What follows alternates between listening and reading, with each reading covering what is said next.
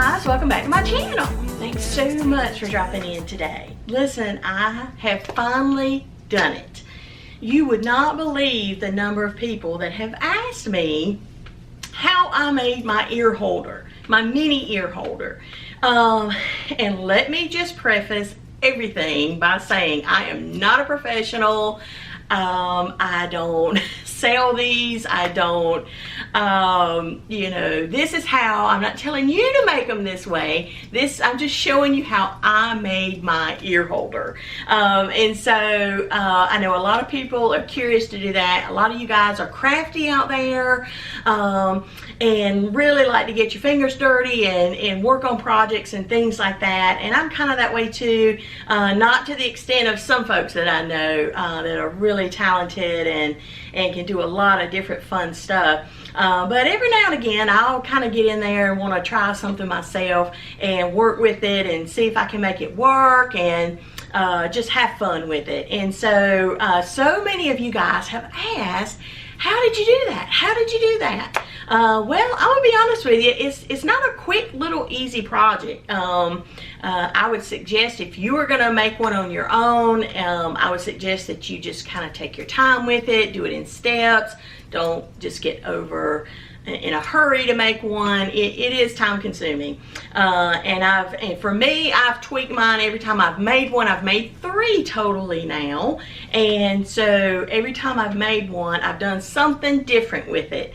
I've learned a better way to do this, a better way to do that. So some of you guys, when you see the way I make mine, you know, if you have any suggestions or a better way to do this to make it easier, let me know, because as many mini ears as I collect and Melissa collects, because I have to make hers too, then you know, anything quicker and easier would just be a lot better. So anyway, I've kind of videoed some of the stuff as I was going along making my new mini ear holder.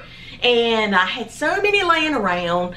My one mini ear holder is just overflowing and I just couldn't get any more on it. And so I just had to find the time to sit down and do me another one. And I had, oh my gosh, probably 5, 6, 7 of them just sitting around waiting to get on a mini ear holder. And so anyway, I want to share this with you, and again, let me preface all this by saying I am not a professional, and this is just the way that I make my ear holder and let you guys in on what I do. So maybe you can take some ideas from what I have done and create your own. Okay, so here we go with the steps of how I make my mini ear holder.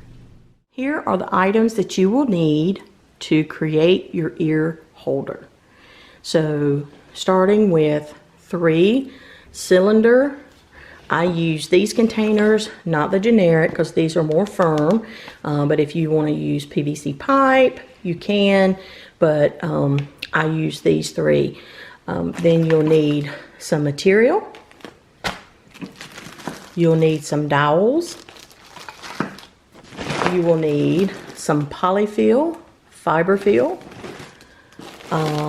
Some project fleece, just like the rolled layers, and this will be used to wrap around the tubing before you put your material around it to give it a little cushion. This will be used to kind of go around the end pieces a little bit to make them a little soft looking before you cover them with the material, and it goes into the end of your cylinder. So then you'll also need a wooden piece to mount your ear holders on. So this is a very thin piece I picked up at Hobby Lobby, fairly cheap. This is like $5. You can go heavier or you can go something light like this. This will be painted. The dowels will be painted to whatever color I choose to use. Okay, so my first step is I'm going to paint my backboard and my spindles. Now you can use whatever paint and get as fancy as you want. I have some chalk paint in black and kind of an off-white color already in my art supplies. So I'm going to use those, and I hadn't decided yet whether I'm going to use all black, or if I'm just going to do maybe black and then these white to kind of go with my material. So I'll decide on that, but that is the first step. Okay guys, change of plans. All of my chalk paint is expired, and so it's not going to work. So just ran up to the store real quick. Last time I used chalk paint. This time I'm going to try spray painting and see how that goes. So I think I've decided to go with white. I'm going to do my backboard white and my Spindles white because this is so much dark material. I want to kind of break it up and then bring out the polka dots in the actual material. So let's get to spray painting. So while we are letting the paint dry, as you can see I have paint on me, we can get these particular guys ready. And so what I've done is I opened up the containers, empty them out. You can donate any oats that you choose not to keep to a home or soup kitchen or relative that can freeze them or cook with them. And so you can always do something special with those. So what I've done was emptied them out, put the lid back on, and then you've got the bottom in. So on this, the spindle is going to go through one end and then out just barely out the other end for support. So you have to pre-cut your hole there, and I just used a knife, me personally. You guys might have something a little more mechanical to use, but for me I just used a knife and kind of set the spindle in straight, and then it came out the other end, and it will sit like that on the spindle. But what we're going to do when we get ready to insert the spindle, we will actually open up this end that is open, and we will hot glue around the spindle on the inside, and I will hot glue around the spindle on the outside. And then on the piece that is just barely sticking out, I will do the same thing, hot glue on the inside to secure that. And then you'll put your lid back on. And then it'll be ready to cover. So that's how that's going to work. Now, we need to cover these before we insert the spindles. So I will get to that step next. Okay, so we have our cylinder, and we've got the batting covering it. We used hot glue to close that up, and then we just took a pair of scissors and pierced through it to get to the hole that we have on both sides. And so now what we're going to do from here is we're actually going to cover our cylinder with our material. Now, let me show you how this is going to work. You're going to put a spindle through one side and barely through the other side, because when we cover the material, we're going to cover the material, poke the hole through our material, so our holes are, just one hole is exposed. We're not going to, on the side that it's barely coming through, we're going to make it kind of flat so it's barely showing, and so that's going to give it extra support, but it's not going to come through the front of the material. It's only going to come through the material on the other side where the spindle enters the cylinder, and then that's going to be attached to your backboard. So just want to kind of tell you about that.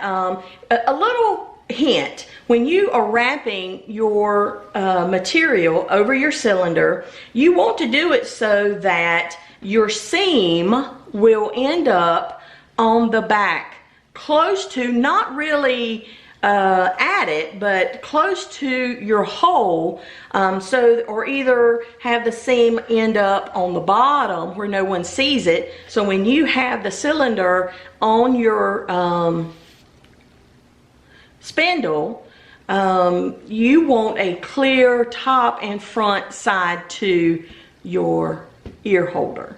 So you want to try to get the seams on the bottom or the back, the seam where you actually are going to glue these pieces together, so it'll look nice and pretty on the front side. So I'll show you when I have all this finished up. Okay, so now we have our material covering our cylinder there.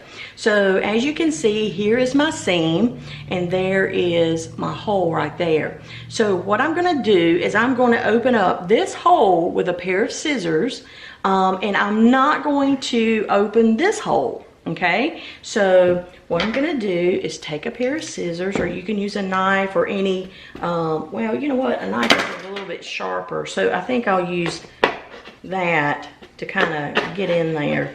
So, see that? So now I'm going to take my spindle, and one didn't spray paint very well, and I was trying to use it. So we're going to take the spindle, and we're going to, have it open enough. There we go. See, it went through, and you got it, and you feel for the hole on the other end. Now I'm just going to barely push the spindle, and if you were not looking for it, you couldn't tell it, but me knowing where it is, I can see a slight little hump there, which is totally fine with me. You'll never notice it though. But anyway, so that is secured like that, but I'm going to make it even more secure by taking my glue gun, and I'm going to, and I found that my larger glue gun will fit through this hole as well. And I'm just going to glue around the opening and onto the spindle on both ends, on the inside, to make it even more secure, so that it will hold the weight. But having it come through the cylinder and barely coming out on the other side really helps in the support of this when you put your ears on, for it not to move around and, you know, just spin around on the spindle. So now I have the spindle inserted inside the cylinder, and through the lid part I went in, and on the inside I hot glued around the cylinder and the spindle to make it even more secure, so it'll stay in place and won't have any issues with it. So now all we have to do is just hot glue our little pieces down like this, and then we will go on to the next step. So now we have this step finished, where we hot glued all of our material down to the sides of each side. So now what we're going to do is we're going to cover our end piece and hot glue it to the end, so it will have a finished piece as well. Now I can say I have probably a good bit of material here. You can cut your material a little more narrow, so that you only have enough that kind of bends over the lip, which I will probably try to do on my next ear. And then this will sit on there down into it a little more, instead of just kind of, it sits like this.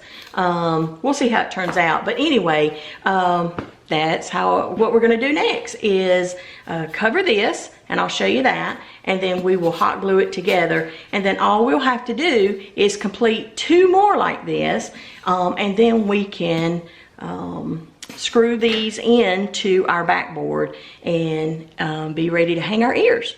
The project we're going to have now is we're going to use some of our fiber fill, and what we want to do is, you could take this and cover it, and you really wouldn't need any, but if you do use some of the fiber fill, it just gives it kind of a little I don't know, cushy type look to it, like your actual ear holder will have. So this is the part I hate more than anything, is doing this.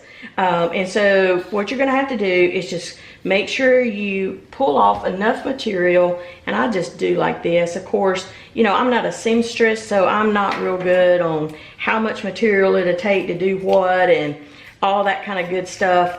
So when I buy my material, I will purchase 2 yards because of my mistakes. And maybe one day when I do this more and am more efficient at it, maybe I can, you know, do a better job at saving some money on those materials.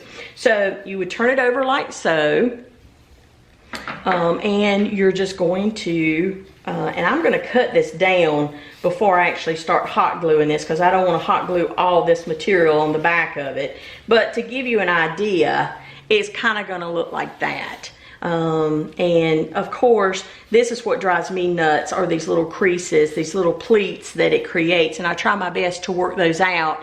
So that is kind of, to me, a timely process. So I'm not going to sit here and record that, but I'm going to cut the material down so that I have, you know, just a little bit coming on the edges at the back, and then try to work out my creases as I hot glue it together. Here we go. We have covered them. The end pieces and hot glued it in, and if you have some hot glue residue, you can work with picking that off.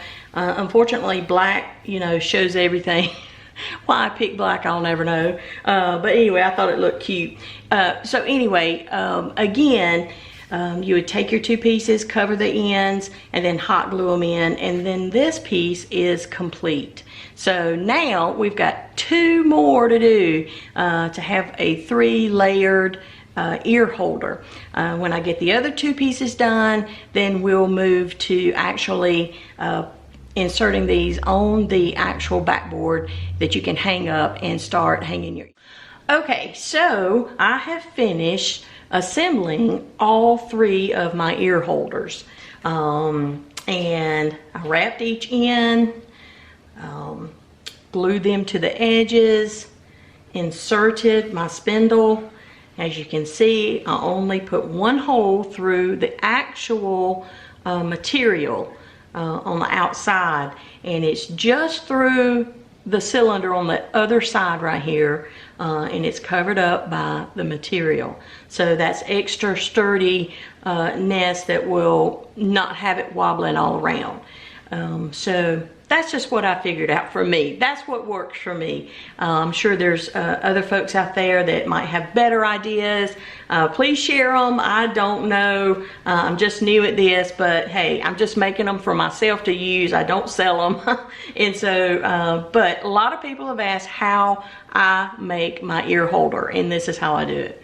So now the next step is to, and I was going to say also, be sure at the end, because when it's all said and done, these will be screwed into a backboard. No one will be able to see the back where the spindle enters the cylinder. And I do a circle of hot glue around the edges, sealing that where the cylinder goes into, the spindle goes into the cylinder for another added support for that. So anyway, there we go, and we will do the next step and get the screws going into the backboard.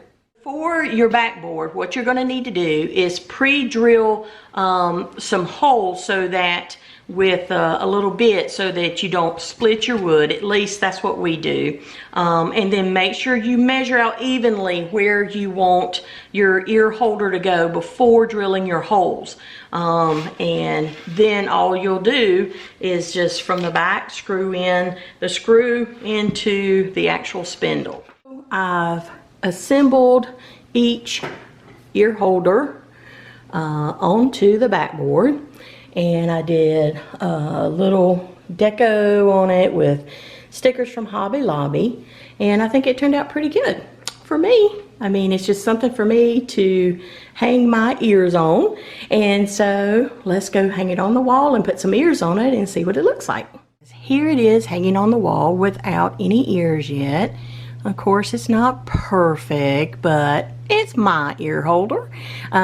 Forgive the lighting, I didn't put up lights and all that kind of stuff just to show it to you real quick. So now let's put some ears on it. So here is my finished project with ears on it. And so I've been able to split up my collection and add the ones that I had just sitting around to either this one or my other ear holder. And so this is my finished project of how I actually create my own ear holder. Okay guys, so as you can see, it does take a little bit of time to do one of these mini ear holders, this type of mini ear holder. And of course I didn't run this video up in time, trying to just let you see every single detail. I know you guys know how to cut a piece of material. You guys know how to use a glue gun. And listen, let me just say, be careful with those glue guns. They can get hot. They're called hot glue guns, and they're called that for a reason. So anyway, be careful with those if you choose to use a hot glue gun, because they do get very hot. So anyway, I hope you enjoyed it. I hope you can take away from the way I make my ear holder any ideas that might help you create one yourself. And again, like I said before, if you have any suggestions, any ideas on how to make this better or easier or faster, I am open to suggestions, because like I said, I just love to play around with stuff to see if I can figure it out, make something of my own. And but anyway, I hope you guys enjoyed it. Listen, if you don't follow me on Instagram, be sure to go over and do that, Bells of Cotton. And then be sure, if you're not following me here, be sure to hit that subscribe button and then hit the notification bell, and you'll know when I have another video coming out. So guys, until I see you again, you guys have an awesome day. Bye. Only two men taking a chance.